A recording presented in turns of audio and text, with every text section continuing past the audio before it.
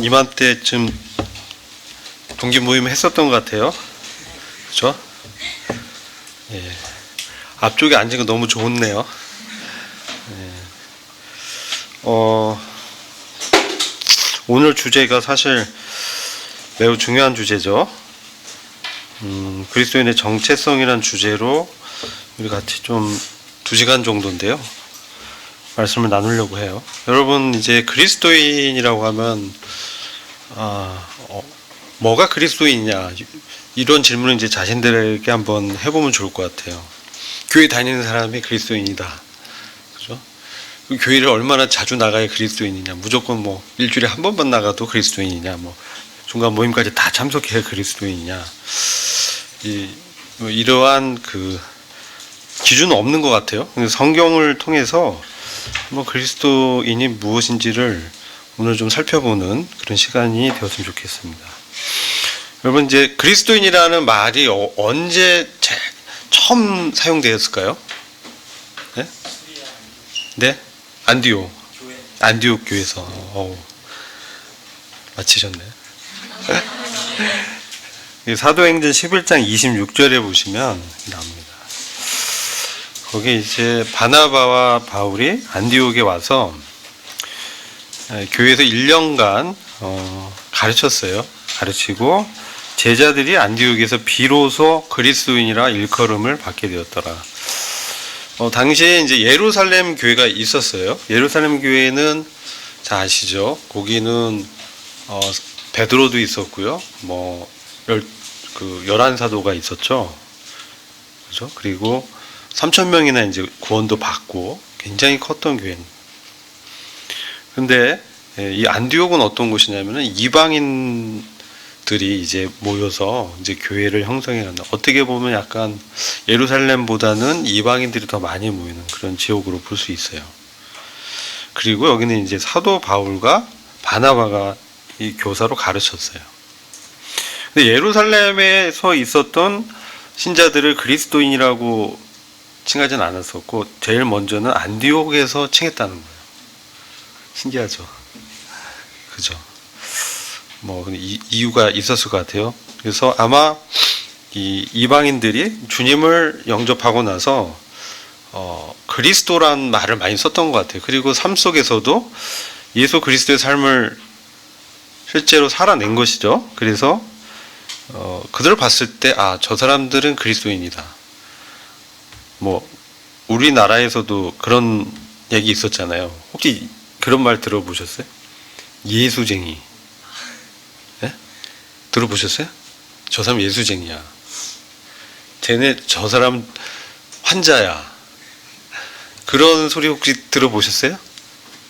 네? 학교에서 뭐 여러분 이제 학생들 대다수일 것 같아요. 직장인도 있을 테고 그런데 친구들이나 직장 동료로부터 저 사람 좀 중증이야. 그런 말 혹시 들어본 경험이 있어요? 없어요? 없으시구나. 저희 때는 있었어요. 저희 때는 그런 말을 좀 듣곤 했어요. 환자 취급받고.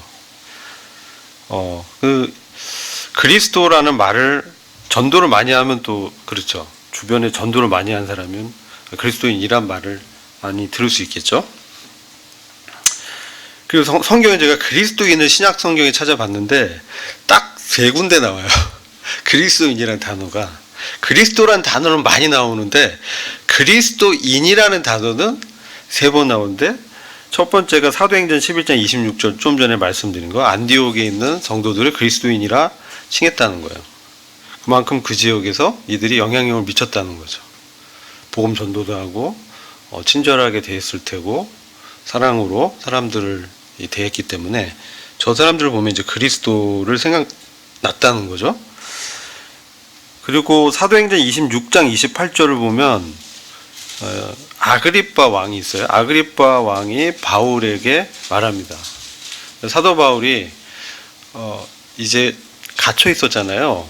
예루살렘에 복음을 전하러 들어가서, 사실 이제 연보를 들고 들어가서 자기 유대인들 동족들에게 연보를 전달하고 복음을 전하려고 했는데 예언대로 붙잡히게 되죠. 그리고 구류됐어요. 그래서 그 총독이 이제 있었는데 아그리파 왕이 이제 방문했을 때 바울을 이제 불러서 왕 앞에서 자신은 이제 변호를 하는 거예요. 그러면서 간증을 쭉 했었는데 그때 이제 그 바울의 간증을 듣고 아그리파가 바울에게 말하는 게 이 말씀이에요. 26장 28절이 아그리파가 바울더러 이르되 내가 적은 말로 나를 권하여 그리스도인이 되게 하려 하는도다. 그래서 살짝 뭔가 이제 그리스도인이 되려다가 만 거죠. 아그리파가 너가 이제 말 좀 해서 나를 권해서 그리스도인이 되게 하려는도다. 이때 이제 그리스도인이라는 단어가 나오는 것이죠. 바울과 같은 믿음을 가진 사람, 바울과 같이 그리스도를 증거한 사람, 그런 부류를 그리스도인이라고 하는 거예요. 여러분 사도 바울 잘 아시죠? 아까 그 표대를 향하여가 성경에 어디 나오는 말이죠? 퀴즈예요. 아까 가스펠송 하셨잖아요. 표대를 향하여, 그죠? 어디 나옵니까? 네? 로마서? 아니요. 빌립보서 3장. 빌립보서 3장 보시면 바울이 이 표대를 향하여 부름의 상을 쫓아서 이제 나간다고 말씀하고 있어요. 근데 거기 보면 이제 가스펠송을 불렀는데 배경을 잘 모르시는 것 같아서 잠깐 볼까요? 이 주제하고도 관계가 있어요. 사도 바울과 같은 어떤 제자들을 그리스도인이라고 이제 부르는 거예요. 그럼 어떤 사람이었는가? 사도 바울이 이게 좀 보시면 빌립보서 3장 3절 보세요. 거기에 한번 같이 한번 읽어볼까요? 찾으셨어요? 예. 시작. 하나님의 성령으로 봉사하며 그리스도 예수로 자랑하고 육체를 신뢰하지 아니하는 우리가 곧 할례당이라. 그렇죠. 그들은 봉사를 하는데 하나님의 성령으로 봉사했다는 거예요. 섬기고 은사대로 섬기고, 그죠? 오늘 또 뭐 찬양도 하고, 우리도 이따 또 레크레이션도 하고 교제도 하는데 그러한 봉사를 하나님의 성령의 감동으로 했다는 거예요. 자원이 하나님의 성령이 내 안에서 감동을 줘서 봉사를 하는 사람을 바울의 제자들이었죠. 그리고 이 할례당이라고 했어요. 할례당. 근데 보시면 2절 보면 손할례당이 있어요. 손할례당은 뭐냐면 유대인들 얘기합니다. 유대인들. 그들은 8일 만에 이제 할례 행하죠. 남자 아이가 태어나면 표피를 잘라내죠. 그래서 그게 뭡니까? 여러분 이 할례를 누가 제일 먼저 하게 되죠? 창세기 보면 누가 제일 먼저 해? 아브라함과 그죠? 그 이삭 그 가족들이 할례를 제일 먼저 하나님께서 정했어요. 하나님의 백성으로 표를 이제 하기 위해서 남자들을 이제 다 할례를 한 거예요. 표피를 잘랐는데 이게 무슨 뜻이에요? 이게 뭐냐면 나중에 이제 여호수아서를 가면은 길갈에서도 하죠. 길갈에서도 이제 뭐냐면 애굽의 수치를 베어내는, 애굽은 뭐예요? 세상이죠. 그 뭐냐면 세상에서 성별됐다, 분리됐다 그런 뜻이죠. 할례의 의미가 오늘날은 뭡니까? 침례에 해당해요. 그리스도 안에서 함께 죽었고 그리스도 안에서 장사되고 그리스도 안에서 부활했다. 이게 이제 침례잖아요. 그와 같이 하나님께로 성별된 것을 말씀하는 거예요. 근데 손할례당은 뭐냐면 겉으로 했는데 이 내면은 그렇지 않다는 거예요. 내면은 정말 할례의 참뜻대로 살지 못하는 거예요. 그러니까 세상과 단절해야 되는데 그렇다고 우리가 세상 밖에 갈 수는 없고 이 안에서 우리가 세상에 빛과 소금으로 부름 받았잖아요. 그죠? 여러분들 학교라든지 직장에서 우리 세상의 친구들과 지내잖아요. 또 동료들하고. 그런데 그 안에서 살 때 정말 하나님의 백성으로 하나님을 믿는 사람으로 사는 것이죠. 이게 이제 진정 의미의 할례당이죠. 근데 손할례당은 그렇지 않다는 거예요. 외식했다는 거예요. 말은 그럴싸한데 말로는 분명히 믿음을 얘기하는데 실제 삶은 그렇지 않은 거. 이게 이제 손할례당, 외식, 그죠? 우리 뭐라고 위선적인 그런 삶을 사는 게 이제 손할례당. 대표적인 게 누구예요? 바리새인들. 그들을 뭐라고 합니까? 독사의 자식들아. 예수님이 그 사랑의 예수님이 바리새인에게 에이 독사의 새끼들아 이렇게 했어. XX야 욕하신 거죠. 어떻게 보면 독사가 누구예요? 독사, 예? 마귀, 옛뱀, 곧 마귀, 뱀의 자식, 즉 사탄의 자녀라는 거예요. 바리새인들한테. 바리새인 누구예요? 엄청난 내공의 사람들이에요. 성경에 대한 지식이 엄청 많았어요. 성경 퀴즈하면 맨날 만점이야. 뭐 이런 사람들이 바리새인들이. 그런데 마음속은 뭐예요? 회칠한 무덤이에요. 회칠은 뭐예요? 이걸 무덤 보면 회칠하는 거 일종의 페인트 칠해놔요. 무덤인데 그러면 겉으로 보면은 좀 화려하고 아름답게 보여. 근데 그 안에 뭐가 있어요? 시체가 있어. 뼈가 있어. 썩는 내가 나. 속은 다 썩었어요.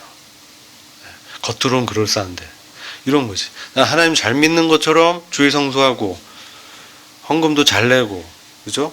기도도 잘하고 설교도 잘하고 전도도 잘하고, 근데 그 마음 가운데는 끊임없는 죄 가운데서 죄의 어떤 삶에서 자유롭지 못하고 남이 안 볼 때 죄를 짓고 그런 게 익숙해함. 혹시 내가 아닐까 뭐 그런 생각이. 자, 이런 게 이제 손할례당이라는 거예요. 여기에 이제 반대되는 게 뭐냐요? 그리스도인이죠. 실질적으로 참 할례당이라고 얘기하는 거예요. 하나님의 성령으로 봉사해. 그러니까 막 착하게 살려고 또 봉사하려고 하는 게 아니라 진정으로 그 마음 가운데 성령님의 감동과 부담으로 봉사한다는 거예요. 그러니까 이건 위선이 아니에요. 자기가 하고 싶어서 하는 거예요. 의무감이 아니라 정말 즐거워서 하는 거예요. 여러분 이제 일을 하거나 공부할 때 막 열심히 하는 것보다 진짜 못 당한 사람은 뭐예요? 좋아서 하네. 좋아서 열심히 하는 사람은 못 당해요. 밤새서 하는 거예요. 그게 좋아서. 하나님 섬기는 게 너무 좋은 거예요. 즐거운 거예요. 기쁜 거예요. 내 마음에 이 기쁨이 넘쳐 흘러요. 생수의 강이 흘러 넘쳐요. 이런 것이 성령으로 봉사하는 거예요. 그리고 자랑거리가 딴 게 없어. 예수님이 자랑거리예요. 우리 고린도전서 1장 31절 보면 자랑하는 자는 주 안에서 자랑하라. 그렇죠? 사람을 자랑하지 말라. 고린도전서 3장 21절 보면 사람을 자랑했어요. 고린도 교회가 그들의 은사와 지식과 구변과 여러 풍성했지만 그들 가운데는 바울파, 베드로파, 아볼로파 이렇게 파당이 남겼어요. 이게 뭐예요? 사람을 드러내는 거예요. 사람을 이렇게 추종하는 거예요. 사람의 이름을 의지하는 거예요. 그 사람 어떤 경험, 경력, 은사 이런 것들을 추구하는 거예요. 근데 그렇지 않은 거죠. 예수를 자랑하는 거는 주님을 추구하는 거예요. 주님과 같은 삶을 살기를 원하는 것이죠. 그게 뭐예요? 그게 표대를 향한다는 거예요. 바울이 표대를 향한다고 했는 것은 바울이 그가 가졌던 여러 신뢰할 만한 것을 다 내려놨어요. 거기서 빌보서 3장 4절 보면 나도 육체를 신뢰할 만하니 만약 누구든지 다른 이가 육체를 신뢰할 것이 있는 줄로 생각하면 나는 더욱 그러하다. 자, 보시면 바울은 참 육체를 신뢰할 만한 것들이 많았어요. 겉으로 말할 것들이 많았어요. 바울은요, 바리새인 중에 바리새인이에요. 그가 율법을 거의 다 지켰어요. 내 이웃을 내 몸같이 사랑하라. 이것 빼고는 다 지켰던 것 같아요. 그렇죠? 사랑했다면 자기 동료들을 이렇게 붙잡아서 죽음에 넘기지 않았을 텐데, 그걸 못 지킨 것 같아요. 근데 대부분 율법으로는 흠 잡을 것이, 외적으로는 정말 거의 완벽했던 사람인데, 그래서 그는 베냐민 지파였어요. 베냐민 지파. 그 이름도 원래 사울이었어요. 난 사람, 뛰어난 사람, 그런 뜻이야. 사울은, 바울은 작은 자, 이런 뜻이에요. 그의 이름을 사울로 줬어. 사울이 누구예요? 누구? 이스라엘의 일대 왕이었잖아요. 베냐민 지파의 사울. 그 사람을 본받으라고 아버지가 이름을 이렇게 지은 거예요. 너는 사울처럼 위대한 사람이 되라. 뛰어난 리더가 되라. 예, 그래서 정말 육체에 신뢰할 만한 것이 많았죠. 그래서 자기는 히브리인 중에 히브리인이고 율법으로는 바리새인이고 다 지켰다 이거예요. 열심으로 얼마나 열심으로 이 많았냐면 진짜 막 다메섹까지 쫓아가서 체포권을 얻어서 그리스도인들을 체포할 권리를 얻어가지고 정말 엄청 열심히죠. 누가 거기까지 달려가가지고 잡아요. 예, 바울 영화 보면 그런 거 나오잖아요. 뭐 스테반 이제 돌로 쳐 죽일 때도 그 앞에서 있었고, 어린 아이들을 이제 다 넘겼고 집에 들어가서 여인들 아이들 다 끌어내서 그 유대인들한테 다 넘겼어요. 바울이 그만큼 열심히 있었어요. 나쁜 일이지만 율법에 그런 흠이 없었다. 정말 완벽했다는 거지. 수요 집회, 금요 철야, 뭐 새벽 기도, 토요일날 청년회, 주일 아침 8시에 와가지고 오후 4시까지 끝까지 있고 제일 늦게 가고 이런 사람이었다는 거지. 근데 그게 자기에게 겉으로 유익하던 것이 있었어. 그래서 이대로 갔으면 그는 정말 그 민족의 지도자, 종교적으로 가장 앞서 있는 종교 지도자뿐만 아니라 그는 나면서부터 로마 시민권자였어요. 이게 무슨 말인지 아세요? 그 아버지 때에 이미 정치적으로 그는 인정받은 사람이에요. 외적으로도 다 갖췄어. 근데 그 사람은 사도행전에서 보면 다메섹 도상에서 예수 그리스도를 대면하면서 죄송합니다.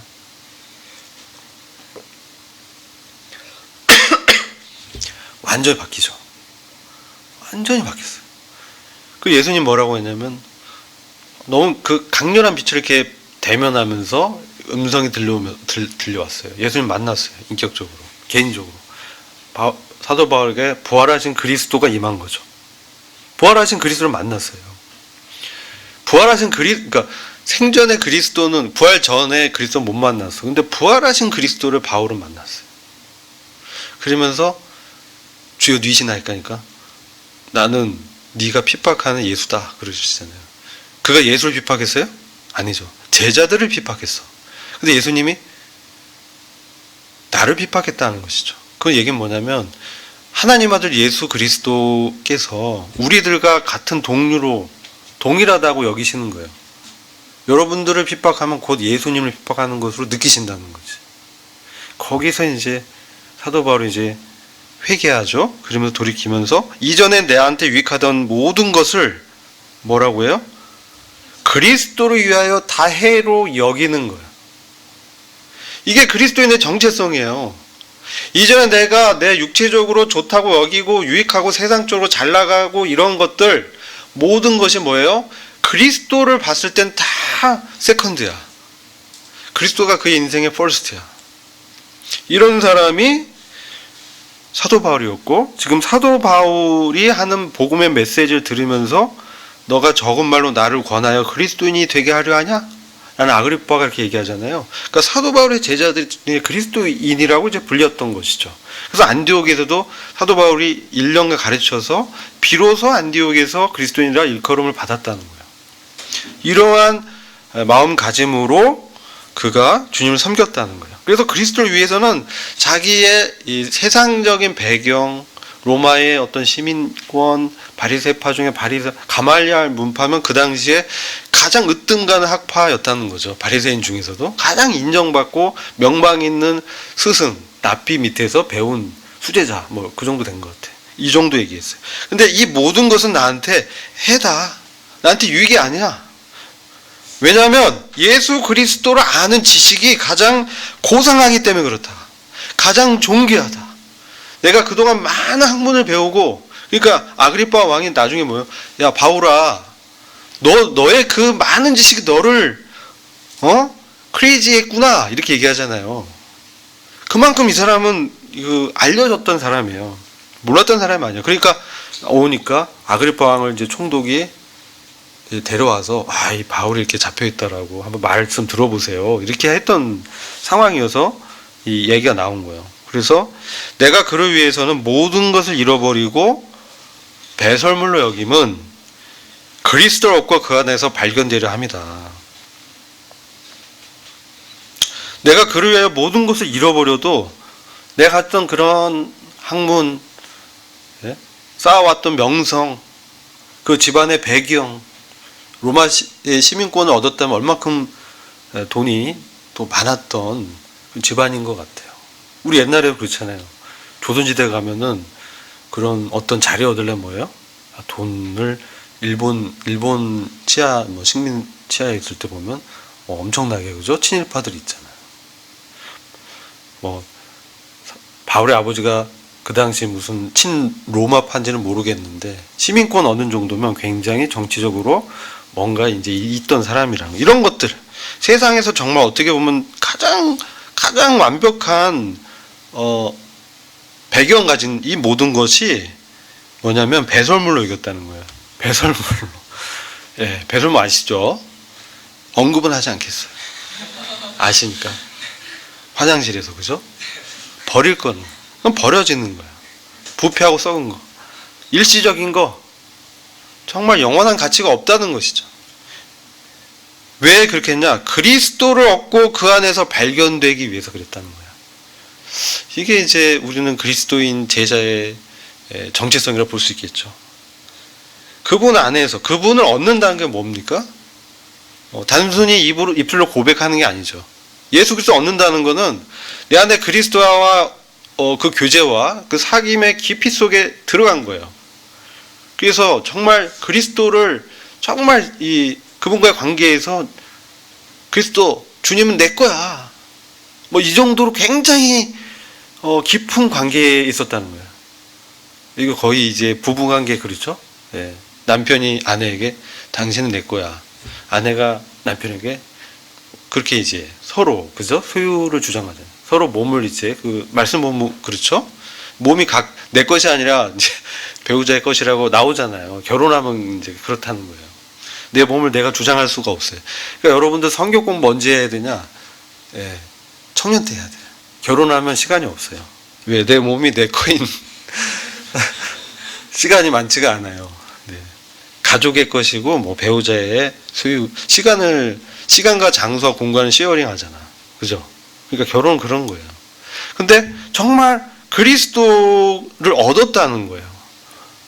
정말 이 보물로 얻었다, 그런 의미도 있겠죠. 예수 그리스도를 정말 나의 모든 것을 내버리고 그분을 얻기 위해서 바울은 모든 것을 내던졌다는 거예요.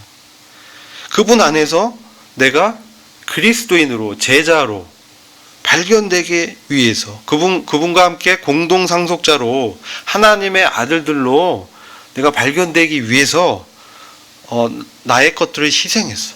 이게 뭐냐면 오늘날로 따지면 우선순위에서 그리스도가 퍼스트라는 거예요.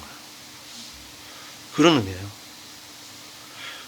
그러니까 그리스도인은 뭐냐면 그 삶에 있어서 선택할 때 예수 그리스도를 가장 최우선으로 해서 그의 삶의 기준이나 시간이나 어떤 가치관을 정할 때 하나님의 말씀을 기준으로 하는 거예요.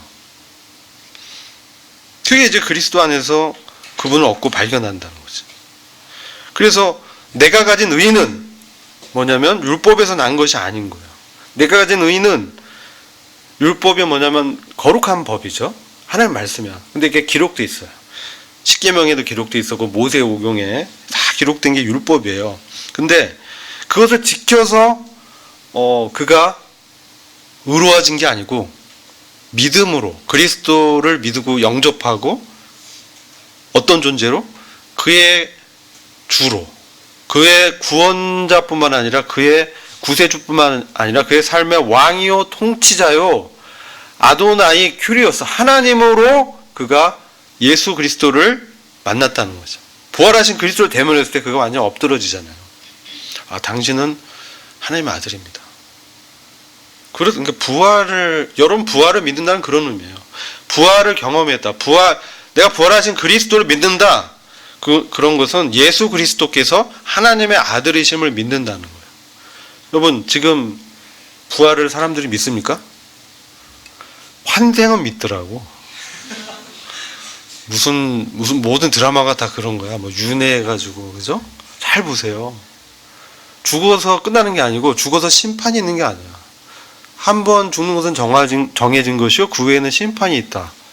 그렇죠? 말씀이 있는데 계속 다른 걸로 태어나. 좀 잘해야 돼. 사람으로 태어나려면. 안 그러면 강아지 그죠? 짐승 이렇게 태어나야 돼. 그래서 막 이제 득도해야 되고 막 그러잖아요. 막 수련해. 그죠? 종교 생활 한다는 거예요. 근데 어떻게 해요? 겉은 아무리 닦았는데 내 속이 변화가 안 돼요. 그죠? 그 악한 마음, 죄성 이런 게 다 있어요. 근데 그것은 율법에서 난 의라는 거야. 뭔가 어떤 규례와 명령을 지켜서 내가 하나님 앞에서 인정받고 거룩한 사람으로 인정받고 의롭다는 인정을 받으려고 하는 거예요. 이게 세상의 종교인들이에요.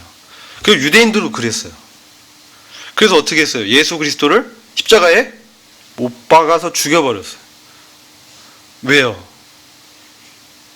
왜 그랬을까? 그들이 생각한 메시아가 아니었어요. 그들은 로마를 정복하고, 그죠? 하나님의 그 기름 부은 그리스도로 왕으로 능력으로, 그죠? 그들을 압도하고, 그죠? 정치적으로도 굉장한 능력과 그런 것을 기대했어요. 그래서 오병이어의 기적을 봤을 때 정말 깜짝 놀랐어요. 오병이어의 기적 아시죠? 그죠? 놀라운 기적이죠. 오병이 뭡니까? 오병. 5개의 병입니까? 5개의 맥주병 뭐. 아니죠. 이 병이 뭐예요? 떡병자, 떡병자, 한자로. 떡 5개하고 이어. 물고기 2마리를 갖고 수천 명을 먹였어요. 이게 무슨 의미냐면요. 그 당시 이 음식을 그렇게 공급할 수 있는 사람은 누구냐? 황제뿐이 없어요. 로마의 황제만이 그 정도로 먹일 수 있는 재력과 권력이 있는 거예요. 그러니까 예수 그리스도가 그걸 행하였을 때 사람들은 정말 메시아로 본 거예요.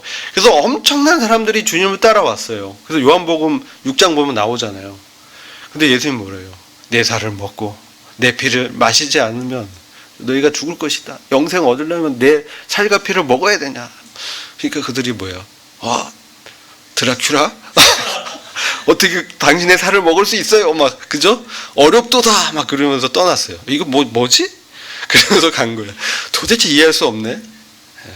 믿음이 없기 때문에. 그들은 어떤 보이는 표적을 쫓았어요. 보이는 거. 그들은 어떤 기적을 추구했어요. 왜냐하면 구약에 보면 하나님의 구원의 기적, 그쵸? 그런 것들이 많이 있었어요. 그래서, 그런 사람이 메시아라고 생각했어요. 근데 아니었어요. 하나님의 능력을 그들은 기적으로만 생각했어요. 그들을 죄에서 구원하는, 정말 영생의 그런 유업을 줄 하나님의 정말 보이지 않는 하나님의 나라를 못 받는 거죠. 이방인들은 뭐였어요?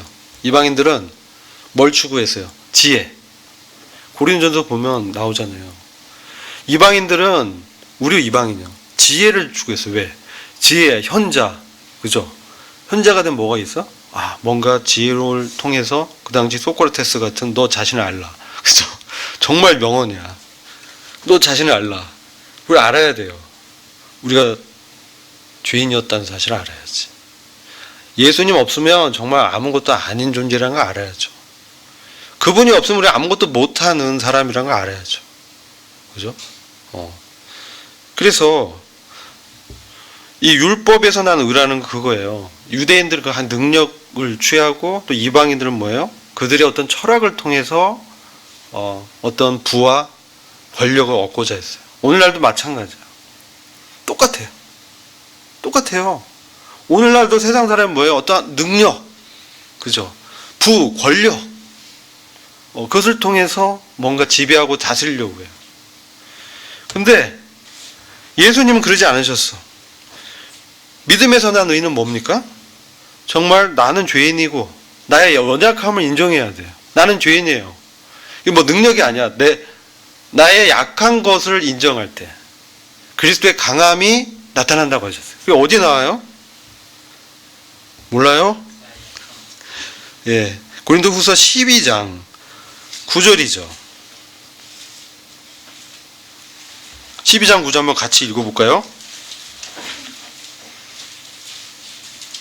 찾으셨어요? 찾으셨어요? 자, 같이 읽어볼게요. 시작. 내게 이르시기를 내 은혜가 내게 족하도다. 이는 내 능력이 약한 데서 온전하여짐이라 하신지라. 이러므로 도리어 크게 기뻐함으로 나의 여러 약한 것들에 대하여 자랑하리니 이는 그리스도의 능력으로 내게 머물게 하려 함이라. 10절. 그러므로 내가 그리스도를 위하여 약한 것들과 능욕과 궁핍과 핍박과 곤란을 기뻐하노니 이는 내가 약할 그때에 곧 강함이니라. 아멘. 이건 진짜 완전 역설이죠. 어떻게 약하고 능욕을 받고 능욕은 뭐냐면 정말 그 부끄러움을 당하는 거예요. 그죠? 막 예수님 능욕당했다. 이게 뭐냐면 십자가에서 빨가벗겨서 이렇게 달려 있었다는 거야. 능욕 그런 거야. 궁핍, 배고파. 요즘 있죠. 밥 못 먹고 사는 사람 우리나라에 그렇게 많지 않아. 그죠? 물론 지하철 가면 계시긴 해. 그죠? 누워서. 네. 궁핍, 핍박. 누가 이제 막 박해하는 거예요. 믿음 때문에. 곤란. 오히려 뭐해? 기뻐해요. 왜? 그럴 때 오히려 어려울 때, 내가 힘들 때, 내가 정말 감당할 수 없는 어떤 시험이 올 때, 너무 어려워. 자격증 시험. 이번 시험은 다 F야. 이 취업이 잘 안 돼. 막 100장을 넣었는데도 오라 하지 않아. 뭐 그런 거. 결혼하려고 했는데 진짜 힘들어. 그죠? 이런 모든 연약함들, 어려움들 당할 때 어떻게 해요? 오히려 하나님께 나와서 기도하는 거죠. 하나님께 모든 문제를 내려놓는 거예요. 그것을 의뢰하는 거예요. 그리고 그런 가운데서 하나님께서 인도하실 것을 바라고 기뻐하는 거예요. 왜냐하면 주님께서 나타날 때거든. 내가 못할 때, 내가 정말 내려놨을 때 하나님께서 역사한다는 거죠. 그것을 경험하는 것이죠. 그게 그리스도를 발견하고 그리스도를 얻는 것이죠. 그리고 그리스도의 능력이 진짜 나타나는 것이죠. 내가 아무리 하려고 해도 안 되는 영역들이 있어요. 여러분들 작심삼일이 무슨 뜻인지 아세요? 무슨 뜻이에요? 3일? 3일 뭐? 3일 정도 하고 그만. 3일 예를 들어 비슷한데 내가 아침에 새벽에 5시 반에 일어나서 큐티를 할 거야. 결심을 했어. 첫째 날은 잘 지켰어. 둘째 날은 5시 반이 아니라 5시 50분에 일어나. 그래도 아직까지 6시는 아니야. 셋째 날은 6시에 일어나. 한 일주일 뒤에는 어떻게 될까? 7시에 일어나. 그런 것이 이제 작심삼일이라는 거야. 마음을 정했는데 3일은 지켜요. 그 다음에 이제 못 지키는 거지.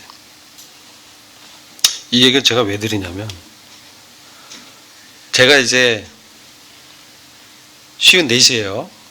54이고 제 딸이 27이에요. 여러분보다 누나죠? 예. 그래서 제가 30여 년 이상을 직장 생활도 해보고, 그죠? 지금은 사업을 하게 됐어요. 원래 하려고 안 했는데 주님이 그렇게 하게 하셨어요. 근데 제가 이제 30여 년 가까이 사회생활 하면서 정말 내가 계획하고 내가 뜻한 대로 이루어진 게 과연 몇 번이나 있을까? 별로 없더라고요. 여러분들이 이제 뭐 모르겠어요. 여러분들 아주 젊으니까. 그래도 내가 이거 하면 이제 될 수 있을 거야 라고 생각하고 하시지만 정말 이제 인생에 있어서 어떤 진로를 결정하거나 배우자를 선택하거나 그죠? 직장을 구하거나 할 때 정말 하나님 앞에서 정말 그분의 뜻을 구하는지. 그리스도인의 정체성은 이론이 아니에요. 실제예요. 내가 입술로 예수님 믿어 하는데 내 마음대로 살아. 마음대로 결정해. 마음대로 불신자하고 결혼해. 그게 온전한 믿음이 아니지. 여러분들한테 하는 얘기가 아니라 그런 것들이 이제 많다는 거예요. 그죠? 이게 여기서 말하는 그리스도인, 바울이 말씀하고 있는, 성경에서 얘기하고 있는 그리스도인은 오히려 내가 약해지고 십자가의 도를 그 고린도전서 1장 한번 볼까요? 십자가의 도에 대한 말씀 있잖아요. 18절. 고린도전서 1장 18절 한번 읽어볼게요. 찾으셨죠? 이게 핵심이에요, 복음에. 그리스도인의 정체성, 복음에서 기초하잖아요.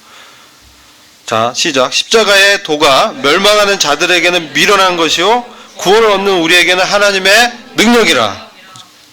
그죠? 십자가의 도는 뭐냐면 십자가의 말씀이에요. Preaching of the cross예요. Preaching.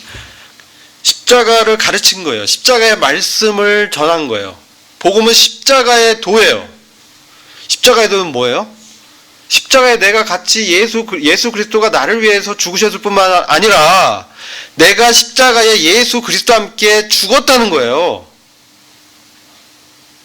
그래서 나의 옛사람이 이 세상에 대해서도 죽었고 나의 자아에 대해서도 죽었고 내 정욕에 대해서도 죽었고 율법을 지켜서 의롭게 되려는 나의 자기의 의에 대해서도 죽었다는 거예요. 그리고 내가 이제 새 사람으로 그리스도께서 살아나실 때 나도 함께 살아나서 이제는 내 안에 나를 자랑하고 나의 가능성을 의지하고 그러는 것이 아니라 오직 그리스도의 능력과 권능만을 추구하는 그러한 믿음으로 내 안에 그리스도께서 주로 왕으로 사신다라는 것을 믿음으로 고백하면서 사는 것이에요. 이게 십자가의 도예요. 그것을 이제 믿고 그것을 따르는 것이죠. 그것이 구원을 얻는 우리에게는 뭐예요? 구원을 얻은이 아니야. 과거형이 아니야. 이것은 현재적으로 구원을 얻고 있다는 거예요. 구원은 과정이에요. 여러분들이 구원을 과거의 사건으로만 보면 안 돼요. 구원은 지금도 우리에게서 일어나고 있어요. 왜? 구원은 하나님의 아들이 되는 거예요. 그리스도와 같은. 그분과 같은 성품으로 성장하는 거예요. 그분의 삶이 나타나는 거예요. 성령의 인격이 그의 삶 가운데 나타나는 거예요. 아우, 저 녀석 나한테 저렇게 할 수 있어? 막 화나죠? 그죠?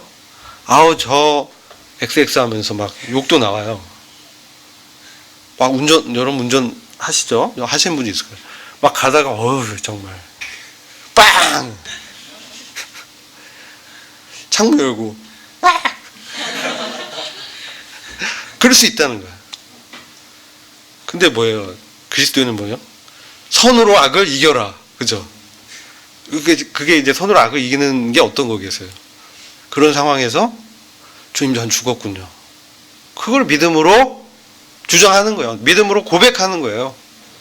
이제 내 안에 사는 것은 주님이시군요. 그죠? 갈라디아서 2장 20절의 삶을 말하는 거예요. 십자가의 도가 결국은 뭐라고 말씀하세요? 내가 그리스도와 함께 십자가에 못 박혔다니. 내가 나의 옛사람 십자가에서 못 박혀서 죽었다는 거예요. 이제는 내가 산 것이 아니요. 과거에 나의 옛사람이 내 세상에서 좀 잘해보려고 했던, 세상에서 뭔가 도덕적으로 성공하고 잘 보이려고 하고, 그죠? 어떤 세상의 가치관으로 사로잡혀서 그것을 목적으로 추구하려고 했던 내가 산 것이 아니고, 걔는 죽었고 오직 내 안에 그리스도가 새로운 나의 정체성으로 사는 거예요. 그리스도와 연합한 내가 그리스도와 같은 생각과 그분의 말씀을 내 안에 품고 내 안에 지키고 그 말씀을 묵상하면서 그분의 뜻대로 사는, 그리스도께서 마치 사는 것처럼 보이고 그런 삶을 사는 거죠. 그래서 그리스도께서 사신 것이라. 이게 그리스도인이에요. 그래서 이제 내가 육체 가운데, 이 썩어진 육체 가운데서 하는 것은 나를 사랑하사 나를 위하여 자기 몸을 내어놓으신 하나님의 아들을 믿는 믿음으로 사는 것이다. 믿음으로 사는 것이다. 오직 의인은 믿음으로 사는 것이다. 누굴 믿어요? 그리스도를. 믿는다는 건 뭐예요? 바랄 수 없는 중에 정말 어려운 상황에서 그분을 전적으로 의탁하는 거예요. 여러분 로마서 4장 보면 아브라함 나오죠. 그가 왜 믿음의 조상이냐? 그가 뭘 잘해서 그런 게 아니에요. 그가 정말 잘했겠어요? 뭐 잘한 게 있겠죠. 근데요, 정말 엄청난 실수를 했어. 자기 와이프를 내 동생이 다 그랬어요. 이게 어찌 가당한 일이겠어요? 자기 목숨을 구걸하려고 죽을까봐. 사라가 너무 미모의 여인이야. 그러니까 어디 데려가면, 그죠? 누군가 보면, 강한 사람이 보면 자기 죽이고 와이프를 취할까봐. 자기 죽을까봐 와이프로 부르지 못한 그런 사람이, 그것도 한 번이나 두 번씩이나. 그랬어요. 그는 결코 믿음이 강한 사람이 아니었어. 그가 75세 때 하나님이 그에게 나타나서 아브라함아, 너 본토 아비집을 떠나고 내가 지시하는 그 땅으로 가라. 네, 하고 갔어. 그건 정말 위대한 결정이었어요. 그러면서 하늘의 별을 이제 보여주고, 그죠? 바다의 모래를 이렇게 보여주면서 너의 후손이 이와 같을 것이야. 아브라함은 75세인데 자녀가 없었어요. 그죠? 창세기 보면. 그런데 갑자기 하나님께서 정말 그가 만나지 못했던 그 위험스러운, 정말 영광스러운 하나님의 임재 가운데서 그분이 나타나셔서 그런 말씀하는 거예요. 막 믿음이 생겨. 내가 자녀가 없었는데, 그렇죠? 나한테 그런 자녀를 준다니. 사라를 봤어요. 미모의 여인이지만 아기를 못 낳아. 그 당시 고대에 아기를 못 낳으면요, 진짜 인간 취급을 못 받는 거예요. 자녀가 재산이었거든요.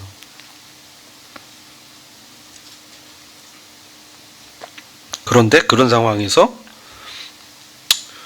그는 이제 믿음의 결단을 내리고 떠납니다. 끝날 때 됐나요? 시간이?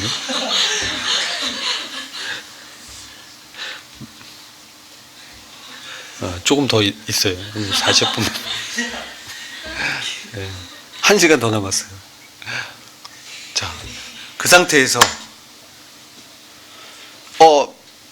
우리 같으면 본토 친척 아비집을 떠날 수 있겠어요? 못 떠나. 너의 배경이 얼마나 좋은 건데. 뭔가 여기서, 그죠? 갈대아 우르에서 장사도 하고, 네트워크 있잖아. 네트워크 중요해. 그죠? 안 중요해? 제가 뭐 가진 것도 별거 없고, 잘생기지도 못하고, 아니에요? 근데, 여러분 이제 정말 사회생활 이제 하시게 되면 정말 다른 사람들 할 때 그리스도의 마음으로 대해야 돼요. 다 자기 그 뒤에서 소리가 들려요. 저 사람 어떤 사람이야. 평가가 다 있어요. 그게 뭐라고요? 네트워킹이라고 그래요. 여러분 전도 어떻게 해요? 네? 옛날에 저희가 청년 때는 막 지하철에서 예수 그리스도를 믿으십시오. 그 밖에 나가서 여러분 예수 천당, 그죠? 불신 지옥 뭐 비슷하게 그 거리 전도도 막 했어요. 요즘 그럼 뭐라고 합니까? 잡혀가요. 그죠? 시끄럽다 이거지. 잡아가요. 요즘은 이제 해외 같은 게 뭐예요? 동성애 저 얘기 들었는데 미국 같은 그 필그림, 그죠? 청교도가 가서 세운 나라에서 학교 가면요, 화장실이 3개예요. 남자, 여자, 그 다음에 이트, X, 뭐 해가지고, 남자도 아니고 여자도 아닌 사람이 쓰는 화장실. 이렇게 돼 있어. 그래서 어떤 사람은 나는 아침에는 남자요, 저녁에는 여자다. 성의 정체성 혼란이. 굉장히 무시무시한 사탄의 그거죠. 그래서 여러분 이제 사회생활에서 보면 이 동성애에 대해서 뭐 복음전도 좀 얘기가 나온 거지. 자꾸 주제가 이상하네. 근데 복음전도 했는데 이제 그런 것도 못하게 하는 시대가 올 거라는 거예요. 이미 그런 시대가 왔어요. 우리나라는 지금 기도하고 있어서 주님의 이제 오시기 전까지 우리나라가 복음을 이제 자유롭게 전할 수 있었으면 좋겠어요. 근데 지금 동성애도 지금 입법화 되려고 하고 있죠. 동성뿐만 아니라 이상한 결혼 제도도 나오고 그러는데 그만큼 사이가 어떻게 돼요? 마지막 때는 노아와 롯의 때라고 해요. 그때는 어떤 진짜 성적으로 문란할 때인데 지금 엄청나죠. 왜? 그리스도의 정체성은 거룩한 삶이에요. 그런 삶으로 거룩한 삶은 뭐냐면 막 도덕적으로 착하게 살아야지, 이거는 표면적인 거고, 진짜 뭐냐면 하나님의 뜻으로 그가 구별됐다는 뜻이에요. 성별됐다는 건 하나님의 거룩한 뜻에 그가 목적을, 자기 인생의 목적을 삼았다는 거예요. 그게 그리스도인이에요. 그래서 여러분들이 그 이전에는 이제 그렇게 거리 전도도 하고 그랬지만, 지금은 뭡니까?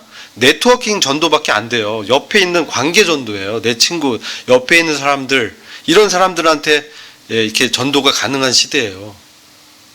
물론 이제 전도지 이렇게 보고 오는 사람들도 거기 있긴 하지만, 점점 외국은 더, 우리나라도 점점 그렇게 돼가죠. 그래서 여러분들이 사회생활할 때 그리스도인으로서 모범적인 삶을 살아야 돼요. 그렇죠? 그래서 여러분 하는 그러한 학업이라든지 직장에서 정말 성실하게 해야 돼요. 이게 중요해요. 하나님께 지혜를 구하고, 그래서 그러한 그 사람의 어떤 인격, 네트워킹이 중요한데, 본론 뭐야? 아브라함은 그 네트워킹을 버렸어. 그 하나님이 가라는 땅으로 지시했어요. 그걸로 갔어요. 근데 그가 로마서 4장에 보면 이 말씀 때문에 제가 이제 여러분들한테 아브라함 얘기를 하는 거예요. 우리 그리스도인의 정체성에서 아브라함이 왜 중요하냐. 로마서 4장을 이제 가면요, 아브라함이 바랄 수 없는 중에 바라고 믿었어요. 이게 무슨 의미냐면, 75세 때 이제 자녀를 주시겠다고 약속했는데, 로마서 4장 17, 18절 보면 이렇게 말씀해요. 기록된 바 내가 너를 많은 민족의 조상으로 세웠다 하심과 같으니 그가 믿은 바 하나님은 죽은 자를 살리시며 없는 것을 있는 것으로 부르신 이시니라. 죽은 자를 살리시며 없는 것을 있는 것으로 부르시는 이는 창조의 권능자밖에 없어. 우리 예수 그리스도가 이제 이름을 물으신다면 주라고 이름을 부를 수 있겠죠? 그런데 또 있어요. 스스로 있는 자, I am that I am, 하나님의 이름이잖아요. 죽은 자를 살리고 없는 걸 있는 것처럼 하실 수 있는 분은 하나님뿐이 없어요. 근데 이런 하나님이 4장 18절 보면 아브라함이 바랄 수 없는 중에 바라고 믿었으니 이는 내 후손이 이 같으려 하신 말씀대로 많은 민족의 조상이 되게 하려 하심이라. 그가 백세나 되어 자기 몸이 죽은 것 같고 살아있다가 죽은 것 같음 알고도 믿음이 약하여지지 아니하고. 자, 이 장면인데 실제 창세기에서 가면 아브라함이 75세 때 받은 그 약속이 있었고요. 나중에는 자식이 없으니까 어떻게 해야 돼요? 하갈을 취해서, 그죠? 이스마엘을 얻어. 그 이스마엘도 좀 자랐어요. 근데 하나님께서 또 나타나서 또 말씀하는 거예요. 내년 이맘때 사라의 아들이 있을 것이야 하니까 속으로 웃었어. 이스마엘이나 좀 잘 되게 해주세요. 하나님, 저 이제 99세예요. 99세. 할아버지라고요. 내 아내 사라는요, 이제 경수도 그쳤어요. 무슨 뜻이 아시죠? 생산할 능력이 없어요. 생식 능력이 없어요. 저는 이미 인간적으로 끝났어요. 그런 뜻이에요. 그러니까 아브라함이 이제 그렇지 않다고 분명히 있을 것이라고 하면서 너가 웃었어. 그래서 너 아들 이름은 이삭이라고 줘. 이삭이 웃음이란 뜻이야. 그럼 반어적인 의미죠. 그죠? 불신해서 웃었다는 거야. 근데 나중에 낳은 기쁨으로 또 웃게 되죠. 그런데 이 말씀 왜냐면 자기 몸이 죽은 것 같고 살아있다가 죽은 것 같음을 알았어요. 그래서 믿음이 이제 사그러들어서 이제 없어지려고 하는 그 찰나에 하나님께서 나타나셔서 또 아브라함의 믿음을 격려해 주신 거예요. 그게 아니고 너 99세인데 내년에 아들 낳을 거야 라고 그의 믿음을 다시 어떻게 해줘요? 견고하게 해주신 거예요. 그러니까 바랄 수 없는 중이었는데 바라고 믿을 수 있도록 하신 것이죠. 이게 창세기의 기록은 그래요. 근데 그것을 압축해서 로마서에서는 이렇게 말씀하는 거예요. 그가 백세나 되어서 자기 몸이 죽은 것 같고 사라의 태가 죽은 것 같으면 알고도 믿음이 약하여지지 아니하고 믿음이 없어 하나님의 약속 의심치 않고 믿음으로 견고해져서 하나님께 영광을 돌리며 약속하신 그것 또한 능히 이루어질지를 확신하였으니 그러므로 이것을 저에게 의로 여기셨느냐. 이 말씀에는 깊은 의미가 함축되어 있는 거예요. 그가 정말 바랄 수 없는 지경까지 갔는데 하나님께서 나타나셔서 그의 믿음을 다시금 그 약속의 말씀으로 세워줬다는 거예요. 그 스토리가 내재되어 있어. 성경을 여러분 공부하실 때 창세기랑 같이 보세요. 구약하고. 그럼 이 안에 행간의 뜻을 알 수 있어요. 그래서 왜 그리스도인들이 이 의에 대해서 여러분 이게 굉장히 중요해요. 우리가 의인이죠. 어때요? 죄인이에요, 의인이에요? 네? 죄인이야, 의인이야? 자, 나는 죄인이다. 난 지옥 갈 죄인이다. 없죠. 난 천국에 갈 수 있는 의인이다. 그죠? 손 안 든 사람 뭐야? 중간이야? 연옥에? 연옥 없죠. 하나님께서 의를 주셨다는 거예요. 하나님이 갖고 있는 의를 주셨다는 거예요. 우리가 그리스도인이라는 거는요, 나에게는 의의가 없고 난 연약한 자인데 믿음을, 그러니까 바울이 가진 의라는 거는 믿음으로 그가 하나님의 의를 받았다는 거예요. 예수 그리스도에 대해서 부활하신 그리스도를 만나고 그를 살리시는 능력이 있는 하나님을 전적으로 신뢰했어요. 그래서 바랄 수 없는 중에 바라고 정말 그러한 전능한 하나님으로 그가 믿었다는 거죠. 그래서 인생을 의탁했다는 거예요. 이랬을 때 내가 가진 의라고 말을 할 수 있다는 거예요. 그래서 우리가 빌립보서 3장으로 다시 돌아가서 말씀이 이제 첫째 시간을 마치려고 해요. 빌립보서 3장에 보시면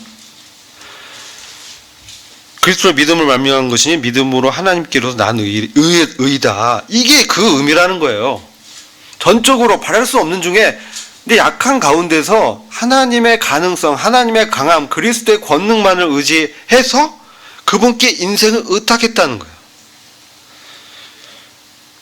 그게 하나님께 난 의를 받은 사람이 바로 그리스도인이에요. 예수 그리스도가 하나님께로 나와서 지혜와 의와 거룩과 구속이 되어주셨다. 이 고린도전서 1장 30절. 그렇죠? 그 지혜, 이방인들이 구했던 그 지혜, 그 능력, 권능이 그리스도 안에 있다는 것이죠. 그리스도 안에서 그분이 지혜가 되셨다는 것은 사람들이 그렇게 원했었던, 그렇게 의로워지고 이 세상에서 정말 뭔가 거룩한 삶을 또 추구하고 또 그 나라에서도 내가 하나님 아들 그리스도와 같은 하나님 아들로 나타나기 위해서 정말 율법을 지키고 뭘 해도 다 안 됐었는데 내 안에 들어오신, 내가 믿을 때 성령을 통해서 오신 그 그리스도가 나에게 의가 되었다는 거예요. 나의 죄의 문제를, 죄의 처벌로부터 나를 구원하시고 그리고 나의 삶에 있어서 하나님 아들 그리스도의 삶을 정말 내가 착하게 살고 싶고 나의 죄를 맨날 이렇게 벗겨내고 싶고 내가 정말 지긋지긋하게 싫었던 그런 죄성에서 그 죄와 사망의 권세에서 나를 해방시켜 주시고 나를 십자가에 못 박혀 죽이고 또 나를 살리심으로 그것을 믿는 자에게 그러한 놀라운 해방의 역사를 그리스도 연합의 삶을 주셨다는 거죠. 그래서 거룩한 삶을 살 수 있도록 거룩이 되어 주셨고 우리의 거룩한 삶은 그리스도의 거룩함이 기본이 되어야 돼요. 그걸 기초해서 거룩한 삶을 살 수 있는 거예요. 그 다음에 미래적으로도 이 지긋지긋했던 죄의 몸을 벗고 하나님의 그 부활의 영광의 몸, 그리스도와 같은 그 혈과 육으로는 내가 하나님 나라를 받을 수 없었는데 그리스도와 같은 그 몸을, 부활의 영광의 몸을 받는 그런 몸의 구속까지 그걸 이제 구원이라고 하죠. 이 구원을 주시는 하나님의 비밀이요 지혜가 되셨다. 그 그리스도가 내 안에 사는 사람이 그리스도인이에요. 오늘 첫째 시간 여기까지 하고 마칠게요. 잠깐 쉬셨다가 이제 둘째 시간 때 좀 이어서 말씀을 나누도록 하겠습니다.